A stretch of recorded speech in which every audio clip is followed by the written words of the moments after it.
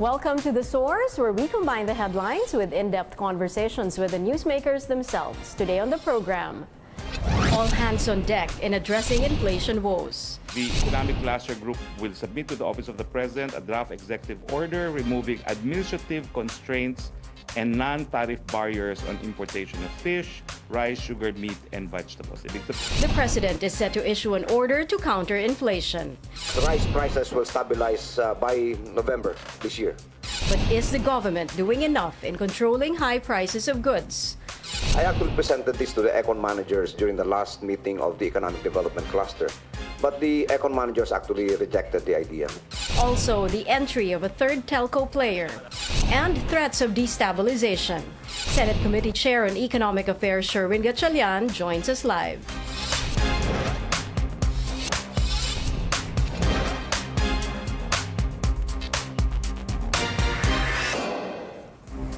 Thank you for joining us. Sitting in for Pinky Webb, I'm Cherry Mercado.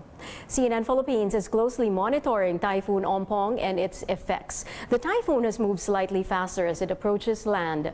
That powerful typhoon was last spotted over water 855 kilometers east of Virac, Catanduanes. Weather forecasters say the storm has no change in winds and gusts, which means that it has maintained its strength since the last bulletin. But its speed has increased from 20 to 30 kilometers per hour. At this time, signal number 1 is up over several areas in northern and southern parts of Luzon. Residents in these areas should prepare for occasional rains and gusty winds. Up north, areas under the storm warning include Cagayan, Isabela, Kalinga, Mountain Province, Ifugao, and Nueva Vizcaya. The provinces of Quirino, Aurora, Quezon, including Polillo Island, are also under the storm warning. Down south, the provinces of Camarines Norte, Camarines Sur, Albay, Sorsogon, Catanduanes, Burias, and Ticao Islands are under signal number 1. Meantime, in the Visayas, signal number 1 is up over northern Samar. Weather forecasters also say the storm is expected to hit land in the northern tip of Cagayan on Saturday morning. Meantime, for Metro Manila and the rest of the country, we can expect overcast conditions with occasional rains within the day. Preparations are now in full swing as Typhoon Ompong threatens the northern part of the country. President Rodrigo Duterte adjusted his schedule on Thursday to lead the command conference at the National Disaster Risk Reduction and Management Council. Mr. Duterte will meet weather, disaster, and other government officials in Quezon City to better prepare for Typhoon Ompong. We will give you the latest information as soon as they become available. The government assures the public that everything is under control amid skyrocketing prices of goods and services. The president and his economic managers are set to issue an executive order to counter the impact of inflation. Also, the fate of the second tax reform package and addressing threats of destabilization against the government. Let's go straight to the source of the story. Senate Committee Chair on Economic Affairs, Senator Win Gatchalian, is joining us this morning. Thank you for joining us, Senator. Thank you. Thank you for inviting me, Cherry. Yeah, first of all, how would you assess the situation now? Our economic situation now, inflation, and then currently the peso dipping again. Correct. Well, if there is one single solution that the president should really work on is the supply of rice. I think everyone agrees, including the economic managers, that there's now an aberration in the supply of rice.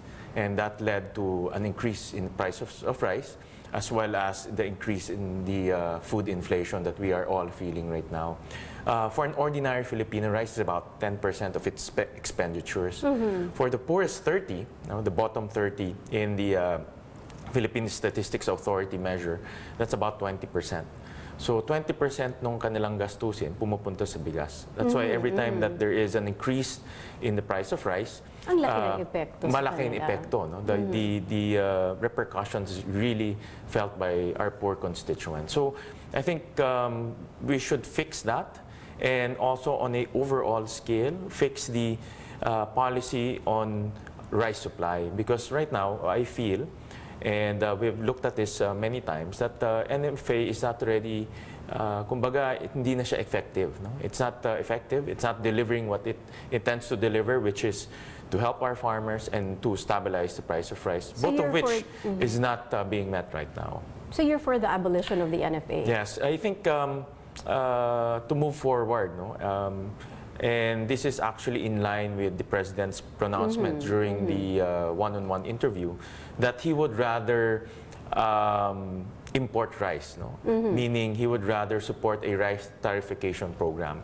If we have a rice tariffication program, then wala na talagang logic to maintain NFA, no? Because the private sector will now import rice, the market will stabilize supply and demand, even pricing, and the government will still monitor and regulate the activities of rice. What's the status now of the rice tariffication bill?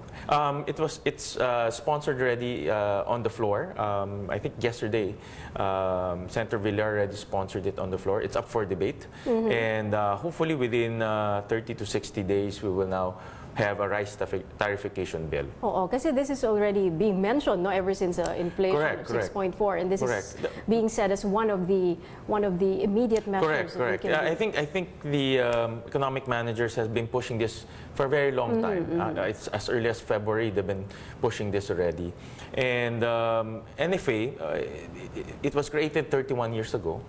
And the intention really is to stabilize price. And to, so with this, you won't need the NFA anymore? You don't need NFA anymore. No? So do you agree, Senator Gatchalian, that the measures that the government is saying now, no, and we can flash on our screen the measures that they've been saying, no, and they're going to issue an executive order. So basically, it's flooding the market with supplies. Temporarily. This will not be a medium-term, even a long-term solution. No? Temporarily, because we have an aberration in the market, meaning demand is outstripping supply. And in the meantime... Temporarily, hanggang bumaba yung inflation? Ano until mag-normalize. No? Until mag-normalize. So, meaning our rice producers can catch up with the demand, and our fishermen can catch up with the demand. No? So, temporarily, the government will allow importation. And actually, the executive order mentioned is actually the first time the economic managers will have a unified position and a unified strategy on curbing inflation. So what you're saying is it's about time? It's about time. It's about time. Okay. Maraming may mga ginagawa in the past, but it's a hodgepodge of different counter-inflationary measures. Kaya sinasabing baka daw hindi nag-uusap-usap yung mga the enforcement, ahensya. hindi nakikipag-usap sa ibang agencies, and then yung implementation of mitigating measures, no? Because in the train law, meron tayong mitigating measures doon wherein before we go to the train law, so before we leave this, no, so okay. it just goes to show, or it means na they should get their act together.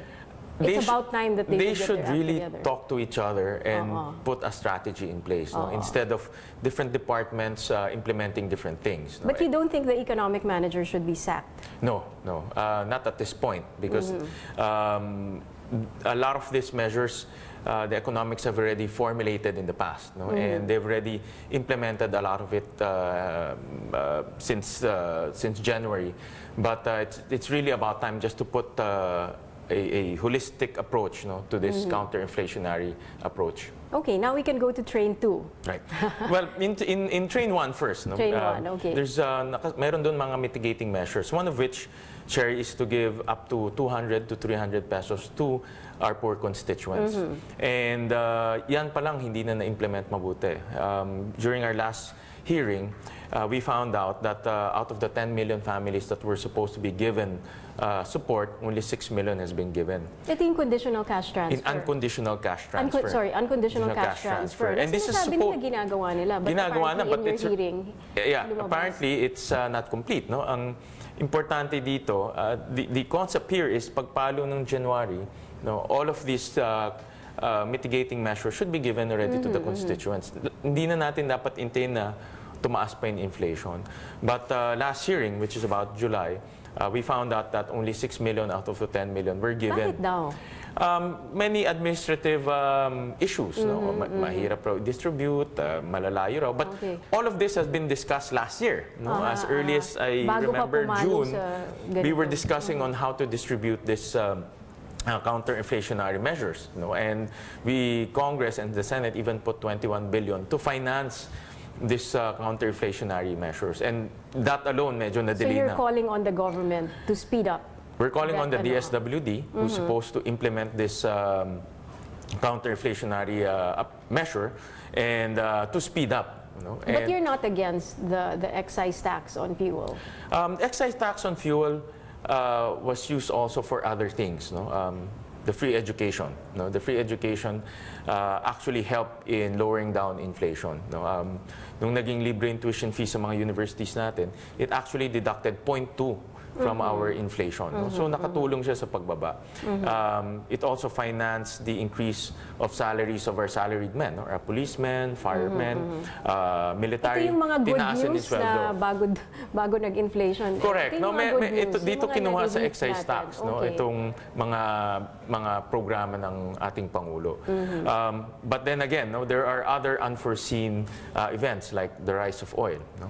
The depreciation of peso that contributed to inflation. So are you for the suspension of that? When We're studying carefully. That will be the very last suggestion that we will make, no? Because revenues are very important to the government, especially in 2019, where all of this excise tax will be used for the Build program.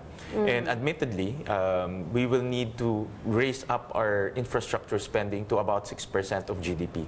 We're about hovering around 4.5.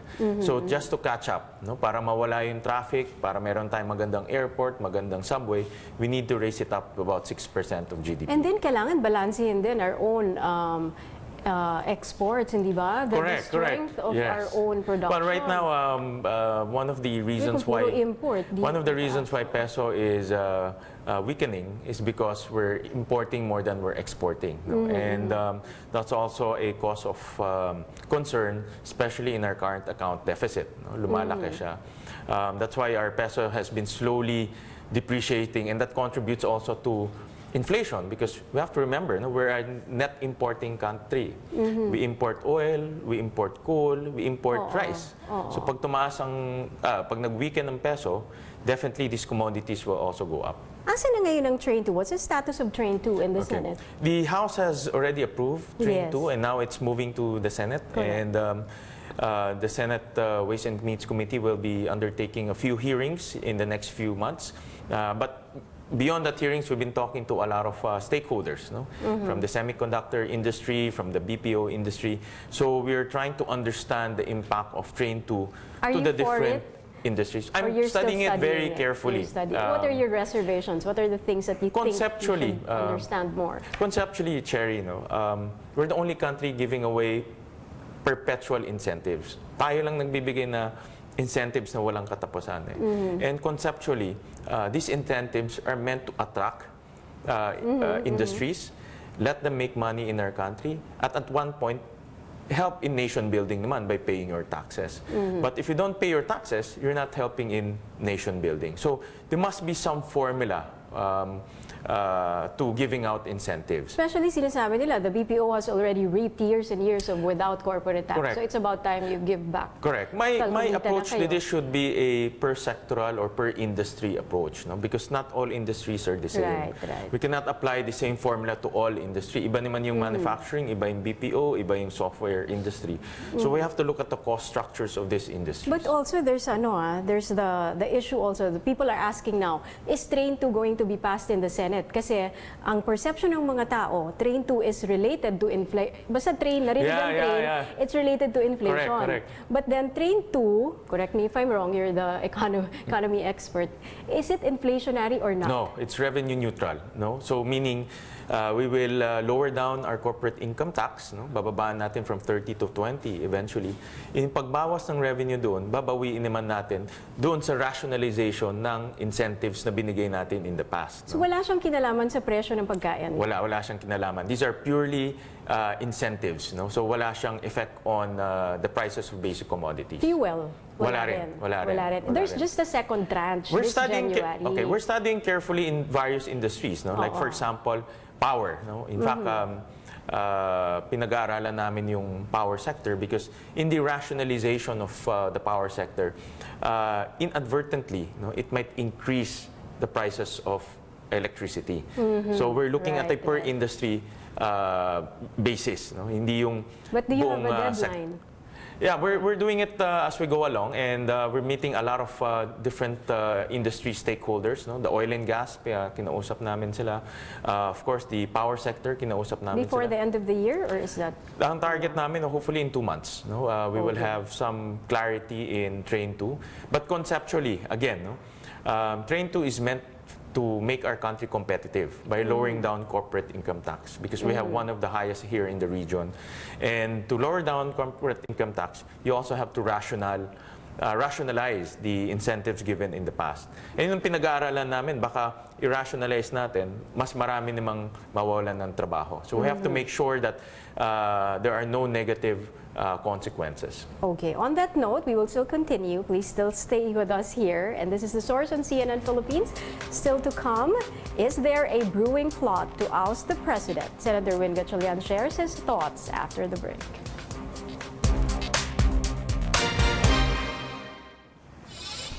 Okay, so you're still watching The Source on CNN Philippines, and our guest today, Senator Win Gatchalian. And I was just excited to go back to the conversation. But so itong may papalapit na bagyo, hindi ba? There's Ompong coming, and we're preparing, and the president is even going to be sitting in the NDRRMC meeting later, no? But ito, sabi nga ni Congressman Joey Salceda, baka tamaan na naman yung mga lugar, rice-producing areas. Well, Region 2 is Region 1, 2, and 3 are rice-producing areas, no? Of which nasa path siya nung diameter ng bagyo. So, hopefully, hindi naman magkaroon ng mas malaking damage, because this is also critical in the fight against inflation. Because what we want is a bumper harvest this coming end of the year.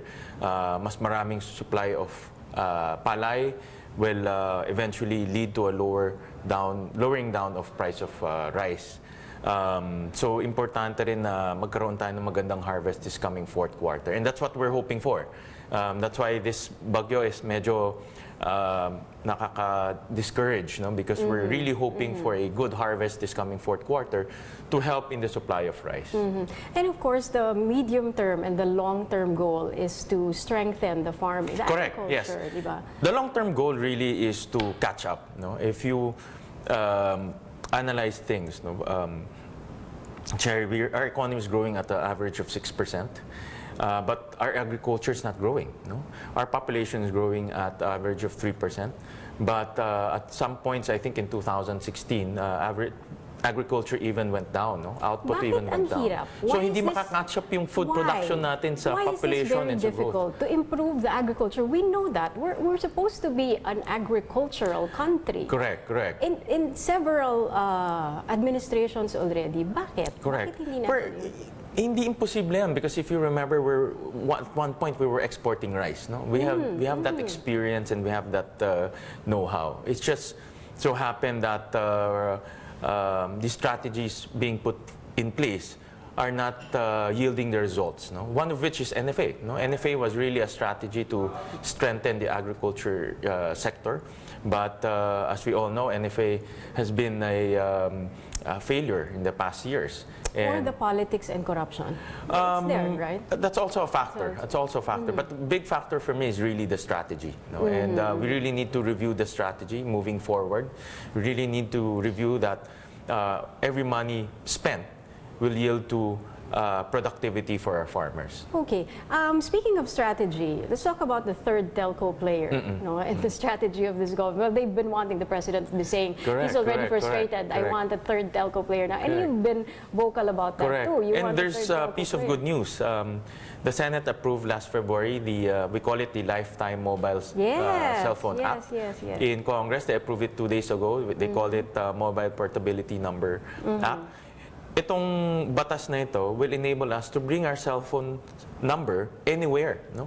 So for example, this third telco will come in, nag-offer siya magandang service, you want to switch. You don't have to change your number. You can bring it to your new Pero hindi telco. pa ito batas, no? Magiging batas na siya. Sa Senate, pumasa na siya. Pumasa na sa Senate, kakapasa pa lang sa House. So hopefully within 2 to 3 weeks, magiging batas So hindi na ito. tayo magte-text na, this is my new number. Correct. Save Especially my if new you're a number. very popular person, you have thousands of friends, and hassle talaga to text everyone. No? But with this, you can bring it to the new telco. But are you happy with the way the third telco Well, the player president is moving? promised that middle of this year meron na tayong bagong telco.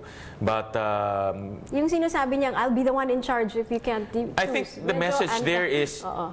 tapusin nyo na ito. Oo, The message right. there is, you should get your act together and make a decision. Ano Don't ang biggest dilly-dally anymore. challenge? Bakit ba tumatagal? I think in this case, the task force or the group that was assigned to study this situation is they want to make sure that the player that will come in is financially capable and has the technical capability. Yung reviewing is tumatagal. still a very, There's no bidding, no? There's no more bidding. There's no more bidding.